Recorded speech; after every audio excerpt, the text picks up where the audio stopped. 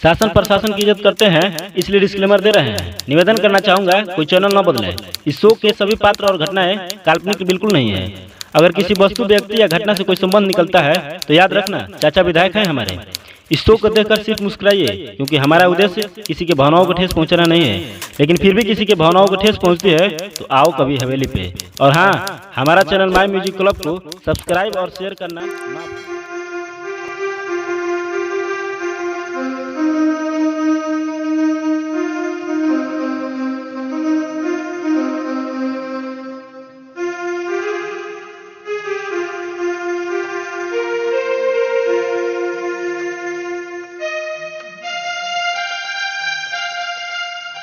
उत्तम कुल में जन्म लेने से कोई महान नहीं होता, लाखों करोड़ों कमाने से कोई धनवान नहीं होता।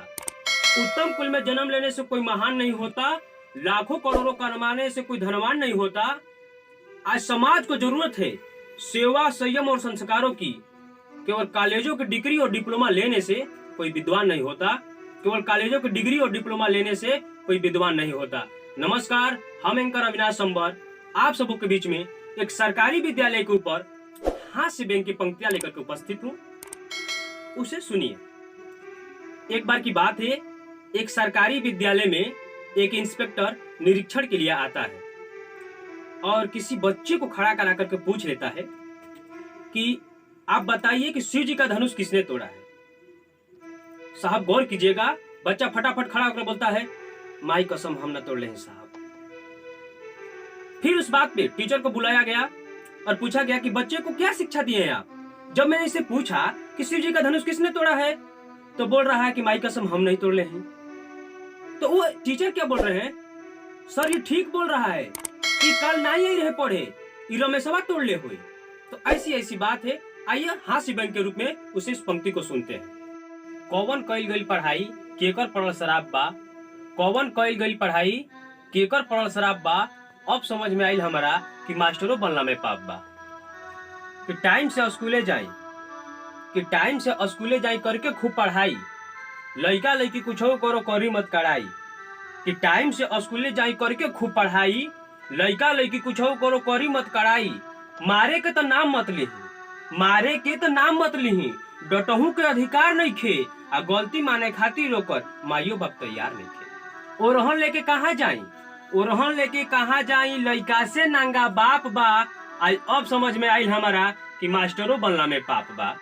जे स्कूल के मुंह न देखलस, जे स्कूल के मुंह न देखलस बोझा ढोलस घास के, जे स्कूल के मुंह न देखलस बोझा ढोलस घास के, उ शिक्षा दे रहल बा इमे बीए पास के। जे करिया अक्षर ना जाने, जे करिया अक्षर ना जाने उ गधो आके टोक देता। कुकुर जकरा लाज न हाया उहो आके भोंक देता। रंग जमावता उ हो, रंग जमावता उ हो जे बिल्कुल अंगूठा छाप बा।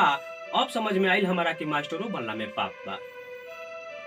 आवता छात्रवृत्ति के टाइम, आवता छात्रवृत्ति के टाइम तो संख्या लगता बढ़े, जौना के नाम कट गइल बा लागता फिर से पढ़े। आवता छात्रवृत्ति के टाइम तो संख्या लगता बढ़े, आ जौना के नाम कट गइल बा लागता फिर से पढ़े। बुझाते नहीं खे, बुझाते नहीं खे पढ़ाई से कितना बा गहरा नाता। अब पैसा मिलल तहिए से उ हो गइल ना पाता। हाजिरी ओकर बनावत रही, हाजिरी ओकर बनावत रही, ई अभिभावक के चाप बा। अब समझ में आइल हमारा कि मास्टरों बनला में पाप बा। लइका लइकिन अस्टूडेंट की लाज न तनको डरे बा, लइका लइकी अस्टूडेंट की लाज न तनको डरे बा। आ मास्टर अइले विद्यालय में लइका अबे घरे बा। घरे भइल संपर्क, घरे भइल संपर्क तो लइका जैसे बोले बा। आ का समझिबो का बतलैबो, माइयो बाप भकोले बा। पढ़ाई के कुछ बुझते नहीं खे, पढ़ाई के कुछ बुझते नहीं खे, दिमाग बिल्कुल साफे बा। अब समझ में आइल हमारा कि मास्टरों बनला में पाप बा। अब समझ में आइल हमारा कि मास्टरों बनला में पाप बा। लइका लइकिन के कहनी कि लइका लइकिन के कहनी कि कल पाठ याद, तब याद ना करी आई एक हफ्ता के बाद। लइका लइकिन के कहनी कि कल पाठ याद, तब याद नहीं करी आई एक हफ्ता के बाद। आ पूछताछ यदि भइल, पूछताछ यदि भइल, कइल गइल यदि कड़ाई, तो झट से कह दी कहाँ जाई, होत नहीं खे पढ़ाई। ई आरोप केहू लगावे, ई आरोप केहू लगावे, ऐसा अभिश्राप बा। अब समझ में आइल हमारा कि मास्टरों बनला में पाप बा। बात ऐसे नहीं खे रुकत।